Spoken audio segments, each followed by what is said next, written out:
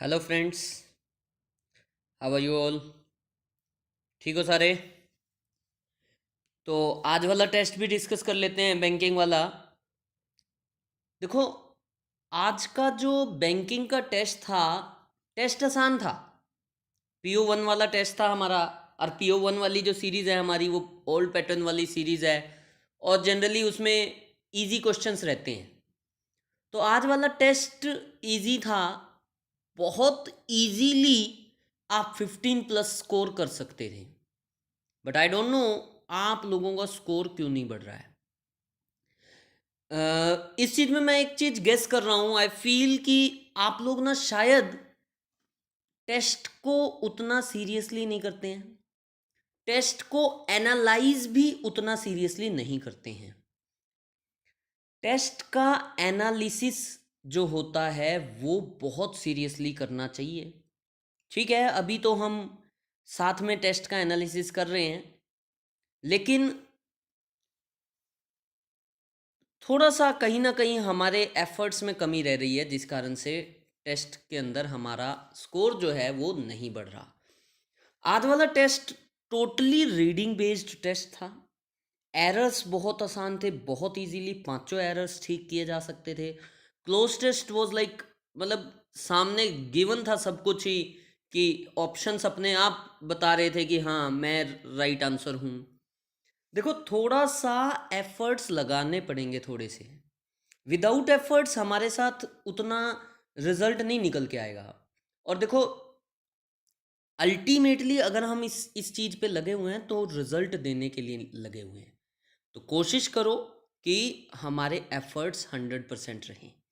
ठीक है, daily test का एनालिसिस तो 100% ज़रूरी है। मैं वीडियो दे रहा हूँ देन ऑल्सो ज़रूरी है, मैं नहीं दे रहा देन ऑल्सो ज़रूरी है। हर हाल में हमें टेस्ट को एनालाइज करना ही करना है। ठीक है, चलो। आज वाला जो टेस्ट था, SK PO1, SK PO1 वाला टेस्ट था हमारा। टेस्ट था PO1 डबल ए GKN। इस टेस्ट को हम क्या कर रहे हैं, आज हम इस टेस्ट का पैसेज डिस्कस नहीं कर रहे। हम आज वाले टेस्ट में से पैसेज को छोड़ के, पैसेज के 10 क्वेश्चंस छोड़ के टोटल 30 क्वेश्चंस है, बाकी 20 के 20 क्वेश्चंस डिस्कस करेंगे। बहुत इजी टेस्ट था। 20 क्वेश्चंस में से 15 क्वेश्चंस इजीली करेक्ट किए जा सकते थे। चलो, कोई बात नहीं, जो भी हमारा स्कोर आया, आगे हम इससे अच्छा करने की कोशिश करेंगे। सबसे पहले क्लोज टेस्ट आया। क्लोज टेस्ट को डिस्कस करते हैं। देखो क्या कह रहा है क्लोज टेस्ट में। क्लोज टेस्ट है, Gandhi ji once said, I would say that if the village perishes, India will perish too. Gandhi ji ने एक बार कहा कि मैं तो ये कहूँगा कि अगर विलेज पेरिश हो जाए, पेरिश का मतलब होता है नाश हो जाना, खत्म हो जाना। तो अगर विलेज खत्म हो गए तो India will perish too, India भी खत्म हो जाएगा। India will be dash. अब अब यहाँ पे मैं आप लोगों को ना एक आप लोगों की ही मिस्टेक बताना चाहता हूँ, जो जनरली स्टूडेंट्स करते हैं। आज के बाद हम जब भी कोई भी क्लोज टेस्ट करेंगे तो हमारी कोशिश ये रहेगी कि ये वाली मिस्टेक हम ना करें। जनरली हम क्या करते हैं, हमें पहला क्वेश्चन दिखाई दिया 11th, India will be dash. हम यहाँ डैश पे आते ही, इस फिलर पे आते ही डायरेक्ट ऑप्शंस पे नज़र गड़ाते हैं। हमारा ऑप्शन जाता है India will be certainly, India will be scarcely, India will be much, India will be no, India will be any. हम ऑप्शंस को देखते हैं और कई बारी तो इंडिया विल बी, इसके अंदर हम किसी ना किसी ऑप्शन को फिट करके चले भी जाते हैं। आपको एक चीज़ बताता हूँ, कभी भी क्लोज टेस्ट को पहले फिलर से ही ऑप्शंस नहीं देखने। आज के बाद हम जब भी कोई क्लोज टेस्ट करेंगे, क्लोज टेस्ट के ऑप्शंस हम पहले, हम 3-4 क्वेश्चंस तक एटलीस्ट पढ़ेंगे, उसके बाद ही हम क्लोज टेस्ट के ऑप्शंस को देखेंगे। उससे पहले हम कभी भी क्लोज टेस्ट के ऑप्शंस को नहीं देखने वाले हैं। ठीक है, क्योंकि क्या होता है, अगर आपने पहले ही कोई ऑप्शन देख लिया और उस ऑप्शन के बाद आपने देखा कि अ, आपने कोई ऑप्शन सेट कर दिया, तो आप आगे की जो अंडरस्टैंडिंग है ना, आपने उसी ऑप्शन के अकॉर्डिंग बना के चलोगे। लेकिन हमें पहले पैसेज की अंडरस्टैंडिंग लेनी है एंड उसके अकॉर्डिंग हमें ऑप्शंस लगाने हैं। दूसरी चीज, हम ऑप्शंस फिट नहीं करेंगे, हम ऑप्शंस जो हैं एलिमिनेट करेंगे। क्लोज टेस्ट को, फिलर्स को हमेशा एलिमिनेशन मेथड से करना चाहिए। ठीक है, पढ़ रहे हैं आगे। Gandhi ji once said, I would say that if the village perishes India will perish too. India भी खत्म हो जाएगा। India will be dash more India, India will be dash more India, I don't know. Her own mission in the world will get lost. अब ये जो हर है, गांधी जी के लिए तो हर हो नहीं सकता, यानी कि ये जो हर है ये यूज़ किया जा रहा है इंडिया के लिए। कंट्रीज़ के नाम के लिए कई बार हम शी यूज़ करते हैं। इट यूज़ करता गलत ना होता, लेकिन हर यूज़ करते हैं हम जब कंट्री को पर्सनलाइज, कंट्री को पर्सोनिफिकेशन, कंट्री का इम्पोर्टेंस डिनोट करना चाहते हैं। ठीक है, her on mission in the world will get lost. इसका इंडिया का खुद का मिशन जो है वर्ल्ड के अंदर वो भी ख़त्म हो जाएगा। The dash of the village is possible only when it is no more exploited. कह रहे विलेज का डैश तभी हो सकता है, विलेज का क्या तभी हो सकता है जब इसको और ज़्यादा एक्सप्लॉइट नहीं किया जाता, और ज़्यादा एक्सप्लॉइट ना किया जाए, इसका और ज़्यादा शोषण ना किया जाए। तो क्या होगा अगर शोषण नहीं करोगे? तो विकास होगा, डेवलपमेंट होगी, कुछ ऐसा वर्ड चाहिए हमें। हम अभी सेंस बना रहे हैं, अभी हम नहीं देख रहे ऑप्शंस को। Industrialisation on a mass scale will dash lead to passive और active exploitation of the villagers as the problems of competition and the marketing come in. कह रहा है कि इंडस्ट्रियलाइजेशन होगा जो मास स्केल पे, अगर बहुत ज़्यादा इंडस्ट्रियलाइजेशन होगा तो it will lead to, it will dash lead to passive और active exploitation of the villagers as. तो कह रहा है कि अगर इंडस्ट्रियलाइजेशन होगा तो विलेजर्स का भी जो पैसिव या एक्टिव, मतलब डायरेक्ट और इनडायरेक्ट एक्सप्लोइटेशन होगा। क्यों? क्योंकि कंपटीशन और मार्केटिंग की प्रॉब्लम्स आएंगी। Therefore, we have to dash on the village being self-contained, manufacturing mainly for use. कह रहे therefore we have to dash on the village being self-contained. हमें इस चीज़ पे ध्यान देना पड़ेगा कि विलेज जो है ना वो सेल्फ कंटेन्ड हो जाए। सेल्फ कंटेन्ड का मतलब होता है सेल्फ रिलायंट। ठीक है, कि खुद के ऊपर डिपेंडेंट हो जाए, जितना उनको चाहिए उतना ये बनाए, दैट इज सेल्फ कंटेन्ड। ठीक है, तो ठीक है, कहीं ना कहीं ये बात चल रही है कि विलेजेस को ख़त्म होने से बचाना है, कुछ ऐसी सेंस आ रही है। अब हम ऊपर से दोबारा पढ़ेंगे। देखो ठीक है, मैं एक चीज़ मानता हूँ कि दोबारा पढ़ने में, 2 बार पढ़ने में टाइम वेस्ट होता है, लेकिन एक चीज़ ये भी है कि अल्टीमेटली हमें क्वेश्चंस करेक्ट करने हैं। ठीक है ना, टाइम बचाने के चक्कर में आपने 5 में से 4 क्वेश्चन गलत कर दिए, एक ही क्वेश्चन ठीक हुआ, तो वो तो टाइम जो लगाया वो टोटली वेस्ट हो गया। लेकिन टाइम 2 मिनट एक्स्ट्रा देके 5 में से 4 अगर ठीक कर लिए तो उस टाइम की वैल्यू है। तो इसीलिए हम पहले पूरे पैसेज को एक बारी पढ़ेंगे हमेशा। आज के बाद हम इस चीज़ को हैबिट बनाएंगे।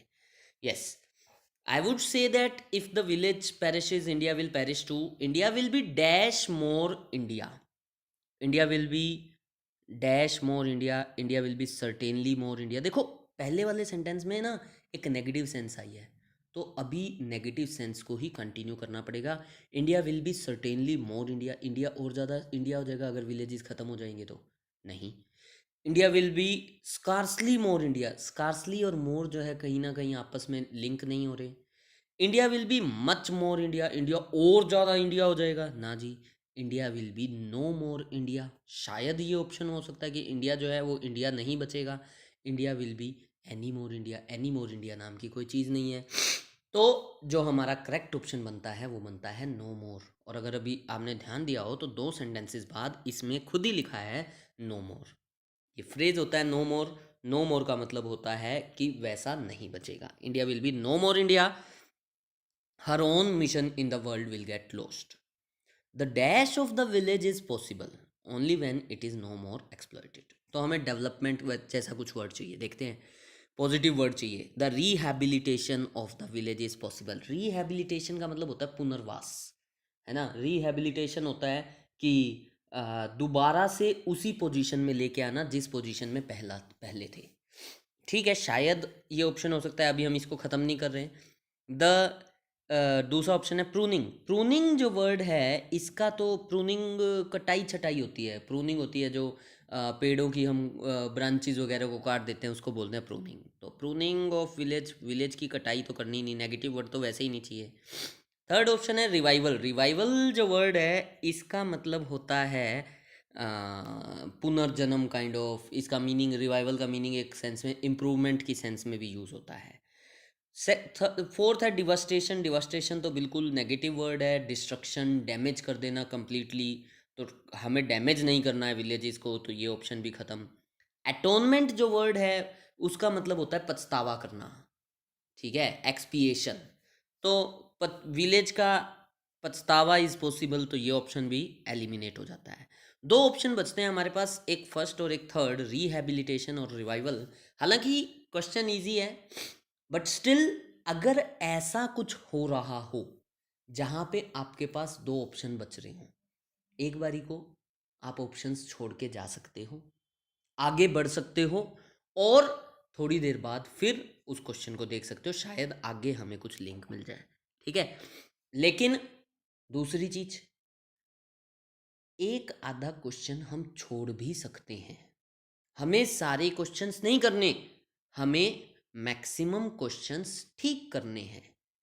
कट ऑफ 100 में से 50 नंबर की जा रही है, इंग्लिश में 30 में से 6 नंबर, 7 नंबर, 10 नंबर की जा रही है, यानी कि हमें तो सिर्फ 30 में से 10 ठीक करने हैं। अगर 100 में से 65 नंबर ले भी लिए मैंने, अल्टीमेटली मैं भी उसी मेंस में बैठूंगा जिस मेंस में 100 में से 50 नंबर वाला बैठा है, अगर 50 की कट ऑफ है तो। जिस मेंस में 93 वाला भी वहीं बैठा है। ठीक है, इंग्लिश में मेरे 25 नंबर आ गए तब भी वहीं बैठा हूँ, इंग्लिश में 10 नंबर आ गए तब भी वहीं बैठा हूँ। तो यानी कि हम क्वेश्चंस को छोड़ सकते हैं। ठीक है, the dash of the village is possible. बाकी अब थोड़ी सी सेंस लगाओ। रिहैबिलिटेशन वर्ड का मतलब होता है पुनर्वास, दोबारा से पहले वाली पोजीशन में लाना। कह रहा है कि विलेजेस को दोबारा से पहले वाली पोजीशन में तभी लाया जा सकता है जब इसको और ज़्यादा एक्सप्लॉइट ना किया जाए, या विलेजेस का इम्प्रूवमेंट तभी हो सकता है जब और ज़्यादा एक्सप्लॉइटेशन ना किया जाए। तो देखो, रिवाइवल जो वर्ड है इम्प्रूवमेंट की सेंस में, ये वाला वर्ड एक यहाँ पे ज़्यादा सेंस ले रहा है, इसीलिए जो इसका आंसर बनता है that is revival. Industrialisation on a mass scale will dash lead to passive और active exploitation of the villagers. कह रहे हैं अगर बहुत ज़्यादा इंडस्ट्रियलाइजेशन होगा, बहुत ज़्यादा इंडस्ट्रीज लगेंगी, तो ये तो श्योर है कि डायरेक्टली और इनडायरेक्टली विलेजर्स का क्या होगा, विलेजर्स का क्या होगा, एक्सप्लोइटेशन होगा। तो will dash, will passionately. Passion word का मतलब होता है एनर्जी काइंड ऑफ, तो पैशन वर्ड का यहाँ पे कोई सेम नहीं आ रहा। सरप्राइजिंगली, सरप्राइजिंगली भी विल सरप्राइजिंगली लीड, सरप्राइज थोड़ी है इसमें, इसमें तो पक्का हमें पता है कि ये चीज़ तो होगी। टू पैसिव और active exploitation of the villagers as the problems of competition and marketing, नहीं। स्कार्सली, स्कार्सली का मतलब होता है बिल्कुल मतलब मुश्किल से, तो मुश्किल से नहीं, ये तो चीज़ होनी है। विल नेवर, नेवर वर्ड भी नहीं आ सकता। एक ही ऑप्शन था नेसेसरली, भाई पक्का है कि अगर इंडस्ट्रियलाइजेशन होगा तो विलेजर्स का एक्सप्लॉइटेशन होगा। साफ साफ वर्ड हमें अपने आप खड़ा होकर बता रहा था कि भैया मैं ही आंसर हूँ, बस हमें तो उसको लेके चलना था। ठीक है, नेसेसरली लीड टू पैसिव और active exploitation of the villagers as the problems of the competition and marketing come in. Therefore, we have to dash on the village being self-contained, manufacturing mainly for use. कह रहे therefore, इसलिए हमें इस चीज़ पे dash करना पड़ेगा, हमें इस चीज़ पे ध्यान देना पड़ेगा कि विलेजेस जो है ना वो सेल्फ कंटेन्ड हो जाए, इतना बनाए जो वो खुद यूज़ करें। ठीक है, तो इस चीज़ पे हमें क्या करना पड़ेगा, we will have to concentrate on, concentrate का मतलब होता है उस पर फोकस करना, शायद ऑप्शन हो सकता है, पता नहीं। पोंडर ऑन, पोंडर ऑन का मतलब होता है सोचना, पोंडर का मतलब होता है सोचना, तो हमें इस चीज़ पे सोचना पड़ेगा, नहीं सोचना नहीं पड़ेगा, हमें इस चीज़ पे ध्यान देना पड़ेगा, तो ये ऑप्शन भी नहीं है। अगला ऑप्शन है इमेजिन ऑन, हमें इस चीज़ को इमेजिनेशन करनी, कल्पना करनी पड़ेगी, नहीं, कल्पना का तो कोई सेंस ही नहीं। एंश्योर ऑन, एंश्योर ऑन का मतलब होता है, एंश्योर का मतलब होता है सुनिश्चित करना, ठीक है। वी एंश्योर वर्ड आ सकता था, लेकिन ये जो ओन है ना, ओन की यहाँ पे फिर ज़रूरत नहीं हुई। We have to ensure that the village, कुछ ऐसा होना चाहिए था, ओन के साथ एंश्योर वर्ड यूज़ नहीं हो सकता। अगला क्वेश्चन, अगला ऑप्शन देखो, decide, we have to decide on, हमें निश्चय लेना है, हमें निश्चय नहीं लेना है, डिसाइड डिसीजन नहीं लेना है, हमें कॉन्सेंट्रेट करना है, ध्यान देना है on the village being self contained manufacturing mainly for use provided this character of the village industry is maintained. कह रहा है कि अगर, प्रोवाइडेड का मतलब यूज होता है if this character of the village industry is maintained, अगर इस टाइप का विलेज इंडस्ट्री को मेंटेन किया जाता है, there would be no objection to villagers using even the modern machine, तो विलेजर्स जो हैं वो मॉडर्न मशीन्स को यूज़ करने में कोई ऑब्जेक्शन नहीं उठाएंगे। That and tools that they can make and dash to use, और मशीन्स को भी यूज़ करेंगे और टूल्स को भी यूज़ करेंगे जो जो जिनको वो बना सकते हैं, एंड डैश टू यूज़, और डैश टू यूज़ पता नहीं, prepare to use, make and prepare to use नहीं, मेक एंड प्रिपेयर की सेंस नहीं आ रही, make and afford to use, afford to use होता है मतलब अपने फ़ायदे के लिए यूज़ करना, ठीक है, शायद पता नहीं, लेकिन hesitate to use, they can make and hesitate to use, भाई अगर बना रहे हैं तो हेजिटेट क्यों करेंगे, हेजिटेट होता है हिचकिचाना, तो ये वर्ड नहीं आ सकता। They can make and propose to use, कि वो जिनको वो बना सकते हैं और जिनको वो प्रपोज कर सकते हैं, सामने रख सकते हैं यूज़, नहीं नहीं, प्रपोज की भी सेंस नहीं है। They can plan to use, नहीं, best option is afford to use. तो देखो, इन 5 क्वेश्चंस में से ना 4 क्वेश्चंस तो बिल्कुल इजी थे, 4 भी नहीं कहूँ मैं, अगर 12th और 15th पे थोड़ा सा आप साइड को भी कर दो, 12th और 15th में से मान लो, मतलब एक क्वेश्चन गलत भी मान लेता हूँ, गलत हो गया, एक क्वेश्चन हम छोड़ भी दें, तब भी एटलीस्ट 3 क्वेश्चंस हम इजीली कर सकते थे, ठीक है। तो एक तो ये चीज़ भी रखो दिमाग में, कई बार क्या होता है कि हम किसी क्लोज टेस्ट को करना शुरू करते हैं तो हमारी कोशिश ये रहती है कि हम पूरा का पूरा क्लोज टेस्ट अटेम्प्ट करते हैं, ऐसा ज़रूरी नहीं है, हमें वही क्वेश्चंस करने हैं जिन पे हमें श्योरिटी हो रही है।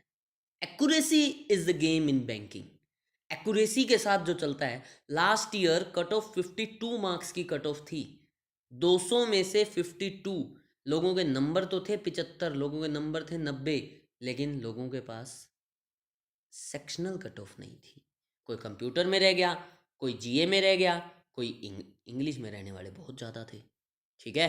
तो थोड़ा सा हमें स्मार्ट वर्क करना सीखना पड़ेगा।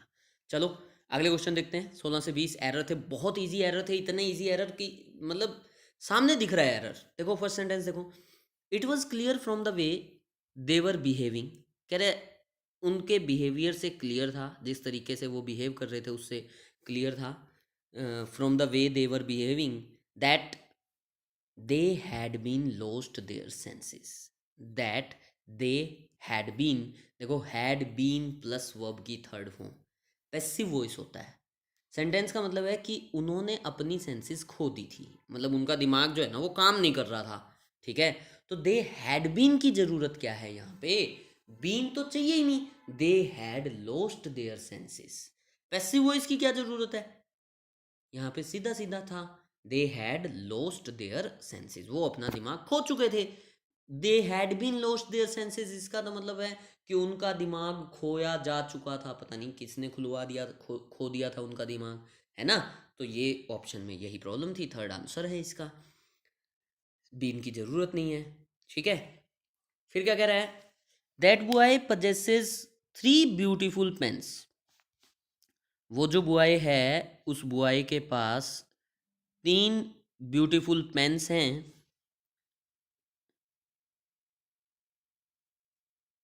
उस बॉय के पास 3 ब्यूटीफुल पेन्स हैं, but he would not show them to anyone. देखो that boy possess, that boys third person singular है, और थर्ड पर्सन सिंगुलर के साथ हम क्या करते हैं, थर्ड पर्सन सिंगुलर के साथ हम क्या करते हैं, वर्ब में एस या ई एस यूज़ करते हैं। तो दैट बॉय पजेसेस। इतने सिंपल क्वेश्चंस, तो इतने सिंपल क्वेश्चंस को तो हमें वैसे भी, मतलब इसमें तो कोई दिक्कत होनी ही नहीं चाहिए। ठीक है, आगे देखो। A small piece of bread, a small piece of bread is better than having nothing to eat. A small piece of bread is better than having nothing to eat. कह रहा है कि कुछ ना हो खाने के लिए, उसकी बजाय तो एक छोटा सा ब्रेड मिल जाए, यानी एक रोटी का टुकड़ा हो ना, वो भी बढ़िया है। मतलब वो कहीं ना कहीं वही डूबते को तिनके का सहारा, उस सेंस वाली बात कह रहा है कि भाई ना की बजाय तो कुछ मिल जाए, something is better than nothing, वही सेंस दे रहा है। तो sentence this one is correct, a small piece of bread is correct, आगे इज आ रहा है, ठीक है। Better than having nothing to eat, sentence is correct. अगला देखो, families are fortunate enough to own a house in the city are very few. कह रहा है families are fortunate enough to own a house in the city are very few. देखो इस sentence के अंदर ना दो वर्ब आ गई, एक बारी आर पहले आया, एक बारी आर बाद में आया, जबकि इस सेंटेंस के अंदर ना सब्जेक्ट एक ही है। ये जो चीज़ है fortunate enough to own a house in the city, ये तो फैमिलीज के बारे में एक्स्ट्रा इंफॉर्मेशन थी। फैमिलीज, आप इसको हटा दो, फैमिलीज आर वेरी फ्यू। देखो फॉर्चुनेट और सिटी, ये जो सेकंड और थर्ड पार्ट है ना, इसको पूरा हटा दो, सेंटेंस बनता है फैमिलीज आर वेरी फ्यू। तो फैमिलीज आर वेरी फ्यू नहीं चाहिए, हमें क्या चाहिए, फैमिलीज आर वेरी फ्यू। अब देखो कौन सा आर हटाएं, ये क्वेश्चन भी बनता है कि सर पहले वाले पार्ट में से हटाएं या सेकंड फोर्थ वाले पार्ट में से हटाएं। तो क्वेश्चन का आंसर साफ बनता है कि देखो ये वाला जो आर है, अगर हम इस आर की बात करें जो फर्स्ट पार्ट में यूज़ किया, फर्स्ट पार्ट वाला आर कह रहा है फैमिलीज आर फॉर्चुनेट इनफ, इतना सेंटेंस होता तो ठीक था, families are fortunate enough to own a house in the city, इतना सेंटेंस ठीक था।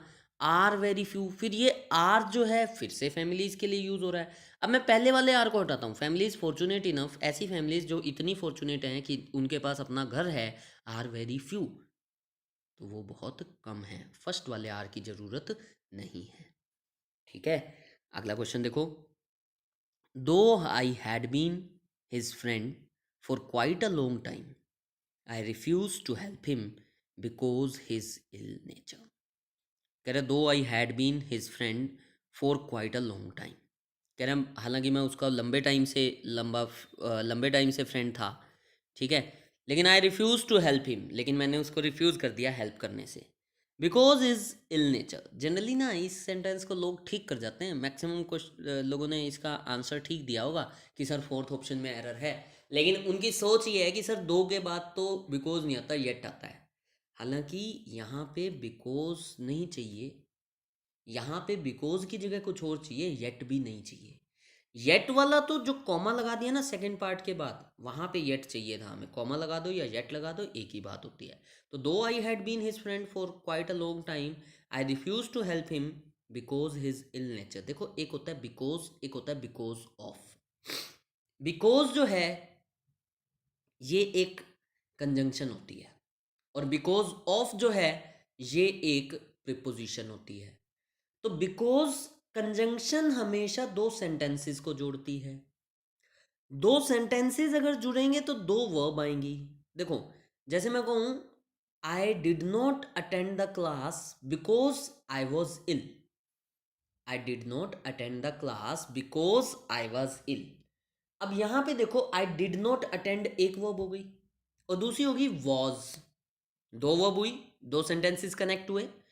लेकिन मैं बोल रहा हूं I did not attend the class because ill, क्या ये सेंटेंस ठीक है?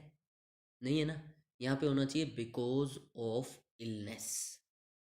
यहाँ पे क्या होना चाहिए, बिकॉज ऑफ इलनेस, क्योंकि अगर इलनेस लगा दिया तो ये एक नाउन हो गया, यहाँ पे वर्ब आई नहीं, तो यहाँ पे कंजंक्शन नहीं चाहिए, हमें प्रीपोजिशन चाहिए। और बिकॉज ऑफ एक प्रीपोजिशन होती है जो कनेक्शन का काम करती है। तो ये फोर्थ पार्ट के अंदर बिकॉज के बाद हमें ऑफ चाहिए, ठीक है।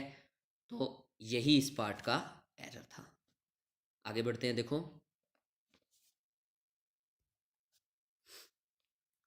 21 to 25 क्वेश्चंस जो हैं,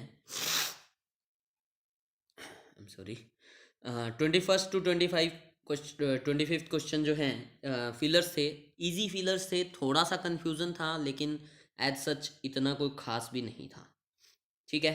पढ़ते हैं, देखो college going students should dash the spirit of service from the great man of dash. कह रहे कॉलेज गोइंग स्टूडेंट्स को ना डैश करना चाहिए स्पिरिट ऑफ सर्विस, सर्विस की जो स्पिरिट है ना वो डैश करनी चाहिए फ्रॉम द ग्रेट मैन, जो जो महान बंदे हैं, ऑफ डैश। तो मतलब जनरली एक चीज़ समझ में आनी चाहिए कि सर्विस की जो स्पिरिट है उसको क्या करोगे, उसको आप कहीं ना कहीं कुछ सीखोगे, ठीक है। तो वही कुछ चाहिए था, देख लेते हैं क्या क्या चाहिए हमें यहाँ पे। फर्स्ट ऑप्शन है इनकलकेट। देखो इनकलकेट जो वर्ड है ना, आप हैबिट्स को इनकलकेट करते हो, स्पिरिट को भी आप इनकलकेट, इनकलकेट का मतलब होता है किसी से कुछ सीखना, कुछ चीज़ों को अपने अंदर इन्वॉल्व करना, अपने अंदर इंक्लूड करना, उसको बोलते हैं इनकलकेट। तो कॉलेज गोइंग स्टूडेंट्स को इनकलकेट करनी चाहिए the spirit of service from the great man of power. देखो ठीक है, सर्विस की बात चल रही है, क्या पावर वाला बंदा सर्विस देगा? पावर वाला बंदा तो सर्विस लेता है। ये पावर वर्ड ने, inculcate word was correct but power word जो है यहाँ पे इनकरेक्ट हो गया। फिर कह रहा है college going students should develop the spirit of service. ठीक है, डेवलप भी हो सकता है from the great man of possession. Possession वही जिसके पास पजेशन हो, बहुत सारी चीज़ें हो। अब जिसके पास साजो सामान ज़्यादा होगा, जिसके पास पैसा ज़्यादा होगा, तो वो सर्विस सिखाएगा थोड़ी, वो तो सर्विस लेगा देगा नहीं, तो उससे भी नहीं सीखनी हमें। College going student should invent. अच्छा, अब देखो स्पिरिट को आप इन्वेंट नहीं करते हैं, ठीक है ना। इन्वेंट का तो मतलब होता है कोई नई चीज़ को इन्वेंट, नई चीज़ को लेके आना, ठीक है। बल्ब को इन्वेंट किया था, ठीक है, कोई नई चीज़ बनाना, तो आप स्पिरिट को बनाओगे नहीं यार, नहीं, इन्वेंट ऑप्शन नहीं आ सकता, तो अगले ऑप्शन पे हमें देखने की भी जरूरत नहीं है। हालांकि ग्रेट मैन ऑफ विजडम थोड़ा सा ठीक था, लेकिन नहीं। College going student should analyse the spirit of service. Again spirit of service को आप एनालाइज क्यों करोगे यार, सीखोगे ना। From the great man of distinction, distinction हो गया जो थोड़ा सा डिफरेंट हो सबसे, नहीं ये वर्ड भी नहीं आ सकता। चार ऑप्शन एलिमिनेट हो गए, पांचवा ऑप्शन बचा, वही आंसर होगा। देखो इम्बाइब जो वर्ड है ना, इम्बाइब का मतलब होता है एब्जॉर्ब, ठीक है। इनकलकेट का कहीं ना कहीं सिनोनिम है हैबिट्स के मामले में। College going students generally imbibe का मीनिंग यूज होता है टू गेन नॉलेज, ठीक है। तो college going students should gain the spirit of service, to get the spirit of service from the great man of yore. Yore बहुत अच्छा word है। Your का मतलब होता है मैन ऑफ पास्ट, योर का मतलब होता है ऑफ फॉर्मर टाइम्स, पुराने टाइम का, ठीक है। जैसे इसको याद कर सकते हो आप, जैसे बियर वर्ड होता है, बियर की सेकंड फॉर्म होती है बोर, ठीक है। ऐसे ही टीयर वर्ड होता है, सेकंड फॉर्म होती है टोर, ठीक है। तो ईयर वर्ड मान लो वर्ब हो, तो उसकी सेकंड फॉर्म होगी योर। अब सेकंड फॉर्म हमेशा पास्ट को डिनोट करती है, ईयर माने साल और योर माने पास्ट का साल, ठीक है। योर का मतलब होता है of former times, of past, ठीक है। तो पास्ट के जो ग्रेट मैन थे ना, उनसे कॉलेज गोइंग स्टूडेंट्स को सीखना चाहिए स्पिरिट ऑफ सर्विस। देखते हैं अगला क्वेश्चन। अगला क्वेश्चन जो है the planting of tree on the dash of towns and villages helps the dash of a country. The planting of tree on the dash of towns, कह रहे towns के dash पे अगर हम ट्री लगाएं और विलेजेस के डैश पे ट्री लगाएं, तो it helps the dash of a country. तो कंट्री की डैश में हेल्प मिलेगी, देख लेते हैं किस में हेल्प मिलेगी। The planting of the tree on the surface of towns and villages. देखो सरफेस जो वर्ड है ना, वैसे देखने में ठीक लगता है, लेकिन सरफेस का यूसेज, सरफेस का मतलब होता है सतह। तो टाउन और विलेज की कौन सी सरफेस होगी यार, सारी ही सरफेस उनकी है, तो मतलब हर जगह पेड़ ही पेड़ लगा दो ना भाई, ये ऑप्शन वैसे ही गया। हेल्प्स द ब्यूटिफिकेशन, ब्यूटिफिकेशन कहीं ना कहीं आ सकता था, अभी कंट्री अच्छी दिखती है, लेकिन नहीं, वो सेंस नहीं आ रही। The planting of tree on the periphery of towns and villages, periphery होता है outer area काउंड of, helps the output of a country, helps the output मतलब ठीक है, बाहर लगा दिए, पेड़ लगा दिए पेरिफ्री में, परिधि में, लेकिन आउटपुट का क्या रिलेशन है, ये ऑप्शन भी गया। The planting of tree on the joints of towns and villages, अच्छा विलेजेस और जॉइंट्स के जो टाउन के जॉइंट्स हैं वहाँ पे पेड़ लगा दो, and it helps the production of a country, production में क्या हेल्प मिल रही है भाई, प्लांट लगाने से, मतलब ठीक है लेकिन सेंस नहीं आ रही यहाँ पे। The planting of tree on the vicinity, देखो विसिनिटी जो वर्ड है, विसिनिटी का मतलब होता है आस पड़ोस, ठीक है, नेबरहुड। तो कह रहा है टाउन और विलेजेस के आस पड़ोस में लगा दो आप tree, and it helps the cultivation of a country, cultivation मतलब वही कल्टीवेशन होती है ना, आप कल्टीवेट करते हो एग्रीकल्चर को, उपज को जब काटते हैं, उसकी जो उपज होती है उसको बोलते हैं। तो ये ऑप्शन भी नहीं आ रहा, एक ही ऑप्शन बचा फिर। The planting of tree on the outskirts, outskirts का मतलब भी होता है आउटर एरियाज, ठीक है, तो outskirts of the villages, towns and villages helps the afforestation, afforestation का मतलब होता है एस्टेब्लिशमेंट ऑफ फॉरेस्ट, कहीं पे फॉरेस्ट हिंदी में वर्ड होता है वनीकरण, जंगलीकरण, तो मतलब जंगल बनाने में क्या मिलेगी हेल्प भाई, ठीक है, टाउन के बाहर लगा दो, विलेज के बाहर लगा दो, तो जो जंगल हैं वो बन जाएंगे ना बाहर, अगर पेड़ पौधे अच्छे लगा दोगे तो ये हेल्प करती है, ठीक है, फिफ्थ ऑप्शन है वही आंसर है। बहुत इजी क्वेश्चन है, अभी तक के दोनों क्वेश्चन आसान थे, ठीक है। इवन जो जो 23rd क्वेश्चन है ये थोड़ा सा मैं मान के चलूंगा कि कंफ्यूजिंग था, अदरवाइज बाकी चारों क्वेश्चन इजी थे। The human infant is a life long bundle of energy, कह रहे जो ह्यूमन इन्फेंट, इन्फेंट होता है न्यू बॉर्न बेबी, तो जो नया बच्चा होता है ना वो लाइफ लॉन्ग बंडल है एनर्जी का, with A dash array of potentialities, जिसके अंदर डैश एरे, एरे का मतलब होता है अरेंजमेंट, सेट, ठीक है, तो उसके अंदर ना एक सेट है पोटेंशियलिटीज का, पोटेंशियलिटीज होती हैं कि पॉसिबिलिटीज मान लो, ठीक है ना, तो उसके अंदर पॉसिबिलिटीज का एक सेट है, and dash many, and many dash, और मैनी डैश भी हैं, ठीक है, देखते हैं option. With A marvellous, marvellous का मतलब होता है बहुत बढ़िया, एक्सक्यूज मी, मार्वलस का मतलब होता है बहुत बढ़िया, एक्स्ट्रा ऑर्डिनरी, तो उसके अंदर एक्स्ट्रा ऑर्डिनरी एरे है पोटेंशियलिटीज का, एंड मैनी वल्नरेबिलिटीज, और वल्नरेबिलिटीज जो वर्ड है इसका मतलब होता है इजीली जिसके ऊपर अटैक किया जा सके। तो देखो एंड से दो चीज़ें कनेक्टेड हैं, एंड से जब दो चीज़ें कनेक्टेड होती हैं, देखो दोनों ऑप्शन ठीक है फिट भी हो रहे हैं, लेकिन एंड से कनेक्ट होने वाली चीज़ें दोनों सेम सेंस देती हैं। जैसे मैं एक सेंटेंस कहूँ कि he is a good boy and dishonest, क्या ये सेंटेंस ठीक है?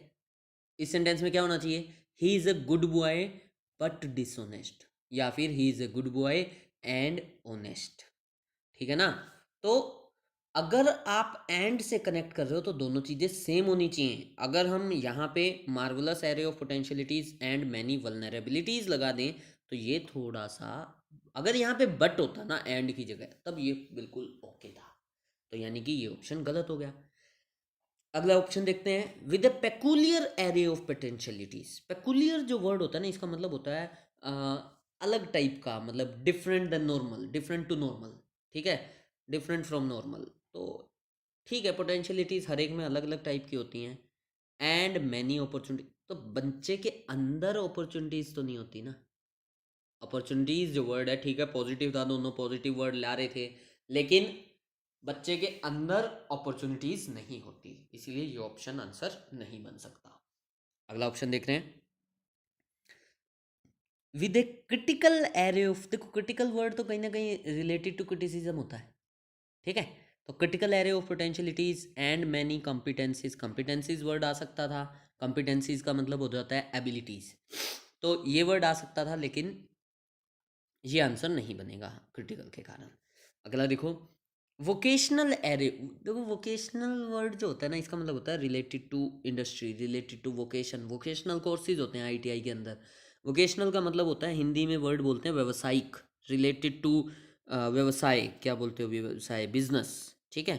तो वोकेशनल एरे ऑफ पोटेंशियलिटीज यहाँ पे फिट नहीं होता, तो ये ऑप्शन भी गया। तो एक ही ऑप्शन बचा with a perfect array of potentialities and many dash and many peculiarities. Peculiarities का मतलब होगा अलग टाइप की चीज़ें, नॉर्मल से एबनॉर्मेलिटीज़। मतलब बच्चों के अंदर एक पोटेंशियलिटीज़ होती हैं, पॉसिबिलिटीज़ होती हैं, और उनके हर बच्चे के अंदर अलग टाइप की पोटेंशियलिटीज़ होती हैं।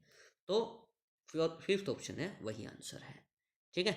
अगला देखो, his presentation was so lengthy and dash that it was difficult for us to find out the real dash in it. देखो, सो लेंदी, उसकी जो प्रेजेंटेशन थी ना इतनी ज़्यादा लेंदी थी एंड डैश थी कि हम उसके अंदर से डैश, रियल डैश नहीं निकाल पाए। तो यहाँ पे ना इसने वर्ड यूज़ किया लेंदी। देखो, लेंदी वर्ड प्रेजेंटेशन के लिए यूज़ हो रहा है, तो कहीं ना कहीं काइंड ऑफ नेगेटिव वर्ड है, ठीक है। तो यानी कि और एंड के साथ कनेक्टेड है, तो हमें एक नेगेटिव वर्ड चाहिए, पॉजिटिव वर्ड यहाँ पे कोई नहीं आ सकता, ठीक है। ऑप्शंस में चलते हैं। पहला वर्ड है boring. Boring, his presentation was so lengthy and boring, ठीक है, बहुत बढ़िया ऑप्शन है, सही आ रहा है यहाँ पे। That it was difficult for us to find out the real planning in it. देखो, प्रेजेंटेशन के अंदर आपको प्लानिंग नहीं ढूंढनी। प्रेजेंटेशन का आप क्या ढूंढना कोशिश करोगे, क्या चीज़ समझने की कोशिश करोगे, उसका मीनिंग। तो ये ऑप्शन यहाँ से ख़त्म हो जाता है। फिर कह रहा है his presentation was so lengthy and dash that it was difficult for us to find out the. तो फर्स्ट ऑप्शन, सेकेंड ऑप्शन है टीडियस। टीडियस जो वर्ड है इसका मतलब भी होता है बोरिंग, ठीक है, ये ऑप्शन भी आ रहा है। That it was difficult for us to find out the real skill in it, नहीं, रियल स्किल नहीं ढूंढनी, ठीक है। अगला देखते हैं, his presentation was so lengthy and dash. Lengthy and verbose. Verbose जो वर्ड होता है इसका मतलब होता है यूजिंग टू मैनी वर्ड्स, ठीक है, बातूनी वर्ड वर्बोस को बोलते हैं। तो उसकी उसकी बहुत ज़्यादा लेंदी थी और वर्बोस थी, मतलब वर्ड्स बहुत ज़्यादा यूज़ किए हुए थे उसने। That it was difficult for us to find out the real content in it. मतलब हम इसके अंदर रियल कंटेंट नहीं ढूंढ पाए, क्या कहना चाह रहा था। शायद ये ऑप्शन हो सकता है, लेकिन जब तक मैं फोर्थ और फिफ्थ को एलिमिनेट नहीं करूँगा मैं इसको आंसर नहीं मानूंगा। इसलिए हम अगला ऑप्शन देखते हैं, सो लेंदी एंड लेबोरियस। लेबोरियस का मतलब होता है हार्ड वर्किंग काइंड ऑफ, थोड़ा सा, ठीक है, मान लेता हूँ आ भी गए। तो that it was difficult for us to find out the real coverage in it. Coverage नहीं ढूंढनी, हमें मीनिंग ढूंढना है। अगला ऑप्शन देखो, lengthy and simple, that it was difficult for us to find out the real meaning. देखो, real meaning ठीक था, लेकिन लेंदी एंड सिंपल वर्ड नहीं आ सकता, ठीक है ना। तो कॉम्प्लेक्स वर्ड होता, सिंपल का एंटोनिम होता, तब मैं मान लेता कि ये ऑप्शन है, लेकिन ये ऑप्शन सिंपल के कारण यहाँ पे नहीं आ सकता। एंड के साथ लेंदी में आप सिंपल कनेक्ट नहीं कर सकते, ठीक है। तो कौन सा आंसर बना, थर्ड ऑप्शन। अगला देखो, there is no dash the fact. देखो, अगर आप एक एक एक अच्छे अच्छे रीडर हो ना, अच्छा रीडिंग आपने हैबिट इनकलकेट कर ली है, इनकलकेट वर्ड अभी हमने सीखा था। अगर आपने रीडिंग हैबिट इनकलकेट कर लिया है ना अपने अंदर, तो ऐसा क्वेश्चन देखते ही ना माइंड में आ जाना चाहिए। क्योंकि मैंने जब इस सेंटेंस को पढ़ा ना, there is no dash the fact, मेरे अंदर विदाउट ऑप्शंस देखे मेरे अंदर आवाज़ आई कि इसके अंदर ना डिनाइंग आएगा। There is no denying the fact that, ऐसा ऐसा फ्रेज यूज होता है, deny the fact, I can't deny the fact that, ठीक है। There is no denying the fact that, ऐसा फ्रेज यूज होता है। बट स्टिल हमारे अंदर कोई बात नहीं, अगर हमारे अंदर अभी वो वाली हैबिट इनकलकेट नहीं हुई है, अभी हम एविड रीडर नहीं बने हैं, अभी हम स्टार्टिंग लेवल पे हैं, बिगिनर हैं, तो हम ऑप्शंस के थ्रू भी जाएंगे तब भी हमें इसका आंसर मिलेगा। There is no dash the fact that a man of knowledge dash great par, ठीक है। देखते हैं, there is no justifying the fact, कह रहे इस फैक्ट को जस्टिफाई करने की ज़रूरत नहीं है। That a man of knowledge acknowledges great par, भाई जिस, मतलब देर इज़ नो जस्टिफाइंग, कोई इसको जस्टिफाई नहीं करता इस बात को कि जो ग्रेट मैन होता है ना, वो जिसके पास नॉलेज होती है वो पावर को एक्सेप्ट करता है। अरे वो तो करता है, तो इसको तो जस्टिफाई किया जाना चाहिए, मतलब जस्टिफाइबल है ये बात। तो नो जस्टिफाइंग का तो कोई सेंस नहीं है। There is no clarifying the fact, कह रहे इस चीज़ की भी कोई क्लैरिफिकेशन नहीं है। कि जो ग्रेट मैन ऑफ नॉलेज हो, जिसके पास नॉलेज हो, वो एग्जिबिट करता है। भाई ग्रेट मैन ऑफ नॉलेज होगा तो वो ग्रेट पावर को भी एग्जिबिट करेगा। एग्जिबिट का मतलब होता है डिस्प्ले करना, शो करना। ठीक है, एग्जिबिट से ही तो एग्जीबिशन बनता है, प्रदर्शनी। तो इसका मतलब ही होता है प्रदर्शन करना। नहीं हो सकता। There is no advocating the fact. Advocate जो वर्ड है, एडवोकेट का मतलब होता है सपोर्ट करना। तो there is no supporting the fact, कह रहा है कोई सपोर्ट नहीं है इस फैक्ट के लिए कि एक ग्रेट मैन, मतलब एक ऐसा बंदा जिसके पास नॉलेज है वो प्रोजेक्ट करता है। ग्रेट प्रोजेक्ट का मतलब भी होता है डिस्प्ले। तो ये भी ऑप्शन नहीं आ सकता एडवोकेटिंग के कारण। डिनाइंग तो मैंने ऊपर से बोला ही था। एक बार इसको हम छोड़ के चलते हैं, अगला ऑप्शन पहले और देख लेते हैं। There is no proclaiming. Proclaim का मतलब होता है अनाउंस करना। तो कह रहा है इस चीज़ की कोई अनाउंसमेंट नहीं है इस फैक्ट की, that a man of knowledge develops great power. वही वो डेवलप करता है तो अनाउंसमेंट करना, अनाउंसमेंट तो है, सबको पता है ये बात। फिफ्थ ऑप्शन भी गया। Fourth is answer, there is no denying the fact that a man of, कह रहा है इसको कोई मना नहीं कर सकता इस फैक्ट को कि ए मैन ऑफ नॉलेज, जिसके पास नॉलेज है, ही wields ग्रेट पावर, उसके पास बहुत ज़्यादा पावर है। wield का मतलब होता है कोई चीज़ आपके पास होना और आप उसको यूज़ कर पाओ। You have something and you can use something, then you wield that. ठीक है, wield, wield रिवॉल्वर हो सकता है, wield वेपन हो सकता है। मेरे पास रिवॉल्वर है और मैं इसको यूज़ भी कर सकता हूँ, तो आई wield अ रिवॉल्वर। ठीक है, तो वो वर्ड होता है wield। तो देखो इन 5 क्वेश्चंस में भी इजीली 4 क्वेश्चंस ठीक किए जा सकते थे। 3 सेट थे 5-5 क्वेश्चन के, 15 में से बहुत इजीली 12 क्वेश्चंस आप ठीक कर सकते थे। ठीक है ना। अगला और देखते हैं, पैराजंबल। अगला जो है पैराजंबल है। ठीक है, आज वाला पैराजंबल जो था ना, अगर PQRS की क्लास आपने लगा ली हो मेरे वाली, तो आज वाले पैराजंबल में कुछ भी नहीं था। जो रूल्स, जो भी ट्रिक्स, देखो हालांकि पैराजंबल को सॉल्व करने की कोई ट्रिक नहीं है एक ट्रिक को छोड़ के, और वो ट्रिक है प्रैक्टिस। ठीक है, इसके अलावा कोई भी ट्रिक काम नहीं करती हर जगह। 100% जो काम करती है वो करती है प्रैक्टिस। ठीक है, लेकिन फिर भी जो जो चीज़ें मैं क्लास के अंदर, जो भी आपने अगर क्लास लगा ली है अगर, तो आपने सीख लिया होगा। अगर नहीं लगाई है तो आगे आप सीखोगे कि जो चीज़ें मैंने क्लास के अंदर बताई ना, वो सारी चीज़ें इसके अंदर तो यूज़ हो रही थी। ठीक है, देखो पढ़ते हैं एक बारी। कह रहे हैं lead researcher Eden King says that a study has revealed, कह रहे कोई लीड रिसर्चर हैं ईडन किंग, वो कहते हैं कि एक study has revealed that people who support diversity program. Diversity program होते हैं जिसके अंदर डाइवर्स लोगों को इंक्लूड किया जाता है। डाइवर्स का मतलब होता है ऑफ डिफरेंट टाइप। ठीक है, अ, तो डाइवर्सिटी प्रोग्राम का मतलब होता है जिसके अंदर डिफरेंट चीज़ों को, डिफरेंट लोगों को इंक्लूड किया जाता है। Have changing attitudes in times of economic strife. Strife जो वर्ड है इसका मतलब होता है स्ट्रगल। ठीक है, जब इकोनॉमिक स्ट्रगल चल रहा हो ना, तो ऐसे लोग जो डाइवर्सिटी को सपोर्ट करते हैं, वो उनका एटीट्यूड भी चेंज हो जाता है। ठीक है, कह रहे the reality is diversity programmes and disadvantaged groups may be the first to go in terms of economic uncertainty.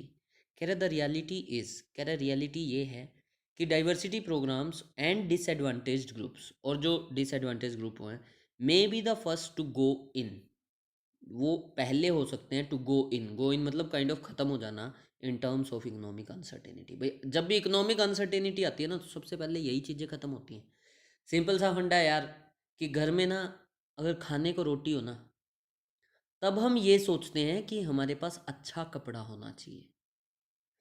घर में अगर खाने को रोटी ना हो ना, तो हम ये सोचते हैं कि भैया पहले तो रोटी खिलाओ, कपड़ा तो बाद में देखेंगे।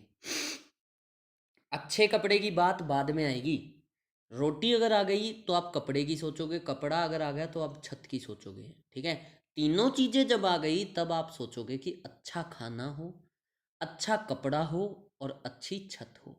यानी कि हमारी जो सेटिस्फेक्शन जो लेवल है, वो धीरे धीरे बढ़ता जाता है जब हम एक चीज़ को गेन कर लेते हैं। ठीक है, तो कह रहे हैं कि जब इकोनॉमिक अनसर्टेनिटी आती है ना, तो यही चीज़ों को सबसे पहले ख़त्म किया जाता है। इकोनॉमिक अनसर्टेनिटी के टाइम में सबसे पहले आदमी यही सोचता है कि पैसा इतना बचा रहे, दूसरों को तो मैं बाद में देखूंगा। ठीक है ना, मेरे पास पैसा बचा रहे। अब देखो यहाँ पे ना एक चीज़ थी इन्वर्टेड कोमास स्टार्ट किए, लेकिन इन्वर्टेड कोमास बंद नहीं हुए।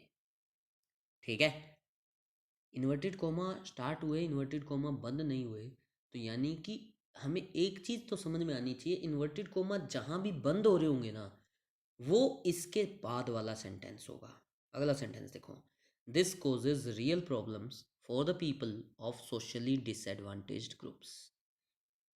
दिस कॉजेज रियल प्रॉब्लम, इसके कारण रियल प्रॉब्लम होती है सोशली डिसएडवांटेज ग्रुप्स में। ऊपर डिसएडवांटेज ग्रुप्स की बात की थी, उसी के बाद उसकी बात कर रहा है, इन्वर्टेड कोमा बंद कर रहा है, तो हमें एक पेयर तो मिल गया कि बी और सी बिल्कुल साथ में आएंगे। ठीक है, अगला देखते हैं।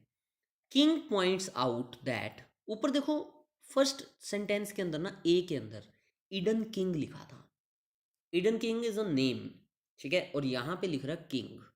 एक चीज़ हमें याद रखनी है कि जब भी किसी का पूरा नाम लिखा हो और किसी का अधूरा अधूरा नाम लिखा हो, तो पूरा नाम हमेशा अधूरे नाम से पहले आता है।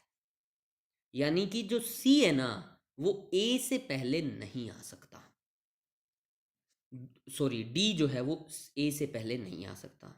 दूसरी चीज, सी के अंदर शी लिखा था। अब शी जो है शायद ईडन किंग के लिए ही लिखा होगा, देख लेते हैं, बाकी अभी हमें नहीं पता, बट मेरे को ऐसा सा फील हो रहा है कि शायद ये शी के लिए ही लिखा होगा, क्योंकि ऊपर भी उसने ही कुछ कहा है सेज, यहाँ भी शी सेज लिखा है। ठीक है ना, तो अगर ये शी जो है ईडन किंग के लिए यूज हुआ है, तो ये भी सी भी जो है, सी जो है ये भी ए से पहले नहीं आ सकता। और बी और सी तो बिल्कुल करेक्ट इकट्ठे हैं, तो यानी कि ए से पहले ना बी आ सकता, ना सी आ सकता, ना डी आ सकता, अगर ये शी जो है उसी के लिए। आगे देख लेते हैं कोई और शी ना आ जाए। ठीक है, King points out that the competition for fewer jobs and resources often increase tension among workers and may especially affect minority groups। कह रहा है किंग ने ये पॉइंट आउट किया कि कंपटीशन जो होता है फ्यूअर जॉब्स के लिए और रिसोर्सेज के लिए, वो जनरली क्या होता है, वर्कर्स के अंदर टेंशन बढ़ा देता है। भाई जैसे अभी आप देखो, अभी हमारे साथ क्या हो रहा है कि हमारा कंपटीशन इतना ज़्यादा बढ़ता जा रहा है और जॉब्स जो हैं वो कम होती जा रही हैं, तो अल्टीमेटली बहुत सारे स्टूडेंट्स हैं जो डिप्रेशन में हैं। बहुत सारे स्टूडेंट्स ऐसे हैं जो जो ये सोचते हैं कि पता नहीं हमारा क्या होने वाला है। आपको एक चीज़ बता देता हूँ, देखो, मेहनत करे जाओ, मैं वो नहीं कहूँगा कि मेहनत करो फल की चिंता ना करो, ना, फल तो चाहिए भाई। बिना फल की चिंता किए, वो थोड़ी सी डेफिनेशन चेंज है। बिना फल की चिंता किए हम नहीं, हम फल फल तो चाहिए, ठीक है, लेकिन फल की चिंता ना करो का मतलब ये है कि भाई फल को ये मत सोचो कि ये वाला फल नहीं मिला तो दूसरा फल भी नहीं मिलेगा। इस मार्केट के अंदर बहुत सारे फल हैं, ठीक है, हो सकता है हमारी डिमांड एक फल की हो, लेकिन हमारी डेस्टिनी में हमारे लिए दूसरा फल लिखा हो। ठीक है, तो इसमें कोई टेंशन नहीं है कि ये वाला फल नहीं मिला तो वो नहीं मिलेगा, वो मिल जाएगा। और मेहनत कभी ज़ाया नहीं जाती, मेहनत जो है हमेशा काम आती है। इसके बहुत सारे एग्जाम्पल्स हैं, आप अपनी लाइफ में, अपने आस पड़ोस में इसके एग्जाम्पल्स देख सकते हो। ठीक है, king points out that the competition for fewer jobs and resources often increase tension among workers and may especially affect minority groups। तो कह रहा है कि टेंशन बढ़ जाती है वर्कर्स में, और सबसे ज़्यादा फर्क जो पड़ता है वो माइनॉरिटी ग्रुप को पड़ता है। बिल्कुल पड़ता है भाई। देखो सिंपल सी चीज़ है, जो माइनॉरिटी के अंदर होते हैं ना, उनके बंदे भी ऊपर मेजोरिटी वाले, माइनॉरिटी वाले कम होते हैं। तो माइनॉरिटी के बंदे ऊपर कम होंगे तो ऊपर वाले तो अपने, जनरली हर कोई करता है, देखो हर कोई कहीं ना कहीं, अगर मैं पंजाबी हूँ तो मैं भी इस चीज़ को कहीं ना कहीं, मेरे अंदर भी शायद ये बात होगी कि मैं सबसे पहले पंजाबी को फेवर करूँ। कोई जाट होगा तो वो ये सोचेगा कि मैं जाट को फेवर करूँ। कहीं ना कहीं कम्युनिटी की बात हमारे अंदर आती है, तो मेजोरिटी वाले मेजोरिटी वालों को फेवर करेंगे। ठीक है, अगला ऑप्शन और देखो, the study also suggest that those in hiring position may be less likely to hire a minority job applicant in an economic downturn, she adds. देखो इसके अंदर भी शी लिखा है, ई भी जो है ए से पहले नहीं हो सकता, ना बी, और कोई नाम नहीं आया, तो बी सी डी ई जो है कोई भी ए से पहले नहीं आ सकता। फर्स्ट ऑप्शन हमें बहुत इजीली मिल गया कि ए जो है वही फर्स्ट सेंटेंस है, और 26 क्वेश्चन का आंसर हमें मिल गया। ठीक है, सबसे पहले ए आएगा। अब देखते हैं ए के बाद क्या आएगा। देखो बी और सी का हमने पेयर बना दिया, बचता है डी और ई। ई के अंदर देखो क्या लिख रहा है, ई के अंदर लिख रहा है द स्टडी ऑल्सो सजेस्ट। दोबारा से ए पे देखो, ए के अंदर लिख रहा है lead researcher Eden King says that A study has revealed that. इसके अंदर आप ये चीज देखो, ये ए स्टडी, और यहां पे देखो ई के अंदर द स्टडी। स्टडी की बात हुई, सबसे पहले उस स्टडी को इंडेफिनेट बताया और फिर उसके बाद उसको दा लगा दिया। फिर इसकी सेंटेंस के अंदर एक चीज और देखो, ऑल्सो। पहले स्टडी ने कुछ रिवील किया और फिर स्टडी ने फिर कुछ और रिवील किया। ठीक है, तो स्टडी जो है कुछ रिवील कर रही है, ए के बाद जो सेंटेंस आना है वो आना है ई। ठीक है, शी एड्स, स्टडी ने ये चीज रिवील की। फिर देखो ए और ई हो गया, बी और सी को हम ऑलरेडी सेट कर चुके हैं कि बी के बाद सी आना है। अब कहानी ये बचती है ए ई बी सी डी या A E D B C. D की पोजीशन क्या होगी, ई को दोबारा से पढ़ते हैं और फिर डी को भी दोबारा से पढ़ते हैं। The study also suggest that those in hiring positions may be less likely to hire a minority job. कह रहा है कि जो हायरिंग पोजीशन में है, यानी कि जो हायर करने वाले हैं, किसी को जॉब पे रखने वाले हैं, बहुत कम चांसेस हैं कि वो एक माइनॉरिटी जॉब एप्लीकेंट को हायर करेंगे in an economic downturn. King points out that the competition for fewer jobs and resources often increase tension among workers and may especially affect minority groups. King ने point out किया कि जो competition है fewer jobs के लिए वो minority groups को affect कर सकता है। द रियलिटी इज डाइवर्सिटी, और ये उसने इन्वर्टेड कॉमास के अंदर कहा। देखो डी के अंदर साफ लिख रहा है किंग, किंग पॉइंट्स आउट, उसने पॉइंट आउट किया, और पॉइंट आउट क्या कह के किया, वो बी और सी के अंदर दिया है। उसने कहा कि माइनॉरिटी वालों के अंदर टेंशन आ जाती है, उस उनसे इफेक्ट होते हैं। और क्यों होते हैं, क्योंकि डाइवर्सिटी प्रोग्राम और डिसएडवांटेज ग्रुप्स जो है ना, वो सबसे पहले ख़त्म हो जाते हैं। ठीक है, और जिसके कारण रियल प्रॉब्लम होती है जो डिसएडवांटेज ग्रुप्स हैं। डिसएडवांटेज ग्रुप यही माइनॉरिटी वाले ग्रुप्स जो हो गए। ठीक है, तो इसकी जो सीक्वेंस बन रही है वो बन रही है ए ई डी बी सी। ए फर्स्ट हो गया, ई सेकंड हो गया, डी थर्ड हो गया, बी फोर्थ हो गया और सी फिफ्थ हो गया।